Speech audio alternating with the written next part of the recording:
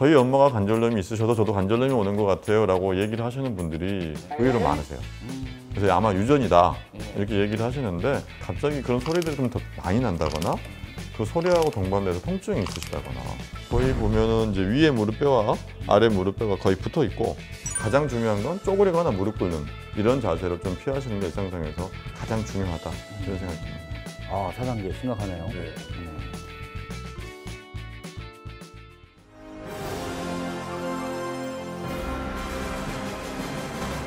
오늘은 퇴행성 관절염에 대해서 알아보는 시간을 가지도록 하겠습니다. 대체 어떤 병일까요?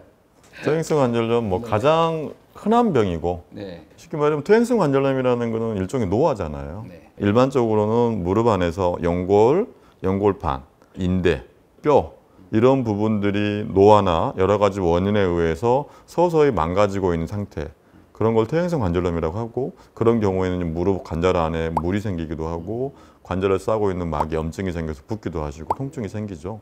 그래서 이제 시간이 감에 따라서 점점 네, 달아가는 그렇죠. 그런 걸 퇴행성 관절염. 네, 근데 맞습니다. 거기에는 외상이라고 하는 부분도 분명 존재하죠. 네. 그러니까 퇴행성 관절염의 원인은 여러 가지가 있는데요. 네. 가끔 제가 진료를 보다 보면은 저희 엄마가 관절염이 있으셔도 저도 관절염이 오는 것 같아요 라고 얘기를 하시는 분들이 네. 의외로 많으세요.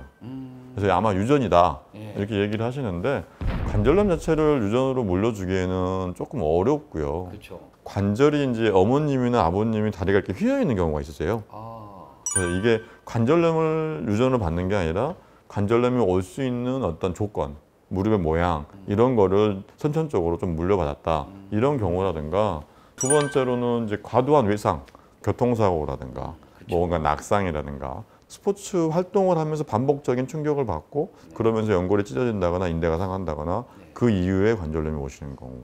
그 다음에는 이제 되게 너무 뚱뚱해서 비만하셨는데 한국 사람분들은 비만 때문에 오는 관절염이 제가 보기엔 상당히 적으시고요. 노화에 의한 그런 관절염들이 아마 일반적으로 생각할 수 있는 관절염의 원인이 되지 않을까 생각이 됩니다. 그렇죠. 그러면 이제 퇴행성 관절염이 이제 퇴행성 변화에 의한 그런 것들인데 분명히 자세도 네. 영향을 많이 미치겠죠? 한국 분들은 아무래도 자식 생활, 특히 이제 어머님들은 옛날에 일하실 때 보면 쪼그려서 뭐 많이 하시잖아요. 그렇죠. 음식 같은 것도 쪼그려서 네. 하시고 밭에서 뭐 일하실 때 쪼그려 하시고 그러니까 가장 무릎에 안 좋은 자세는 아마 쪼그려 앉고 무릎 꿇고 이 두 가지가 우리 관절에는 가장 안 좋을 것 같고요. 그 다음에는 뭐 양반다리라든가 또 계단을 좀 뛰어다닌다든가 이런 자세들 가장 중요한 건 쪼그리거나 무릎 꿇는 이런 자세를 좀 피하시는 게 일상생활에서 가장 중요하다 이런 생각이 듭니다. 그럼 퇴행성 관절염을 알 수 있는 간단한 자가 진단법이 있을까요? 항상 모든 병이 오면 가장 첫 번째로 오는 건 통증이시잖아요. 네. 그래서 관절 안에 통증이 있다거나 또는 평상시에도 연세가 드시면 관절에 소리가 나시는 경우들이 있는데 네. 갑자기 그런 소리들이 좀 더 많이 난다거나 그 소리하고 동반돼서 통증이 있으시다거나 반대쪽 무릎에 비해서 무릎이 이렇게 부어 있으시다거나 네. 또 빨갛게 된다거나 이런 경우에는 아무래도 퇴행성 관절염이 좀 있을 수 있고요. 또 어떤 경우가 있으시냐면 아침에 일어나면 네. 또는 장시간 움직이지 않다가 움직이시면 관절이 뻑뻑하다고 말씀을 하세요. 그러니까 퇴행성 관절염은 연골이 닳기 때문에 네. 오래된 기계랑 똑같다고 생각을 하시면 돼요. 오래된 기계를 우리가 안 쓰다가 뭔가 이걸 쓰려고 하면 소리도 많이 나고 네, 엄청 삐그덕거리겠죠. 예, 뻑뻑하고 잘 안 가잖아요. 네. 우리 관절염도 마찬가지입니다. 처음 안 움직이다가 움직이면은 뻑뻑하고 소리도 더 나게 되고 잘 안 움직여지는데 움직이다 보면 부드러워지는 거죠. 예, 그런 것들이 일반적인 관절염에서 나타나는 증상입니다. 예. 이런 증상이 살다 보면 한 번쯤은 누구나 다 있을 것 같은데 이런 퇴행성 관절염도 네. 어떤 단계가 있겠죠? 네, 이제 저희가 준비한 한번 표를 한번 보시면서 이해하기 쉽게. 네. 네. 그럼 1단계 한번 보겠습니다. 네네. 네.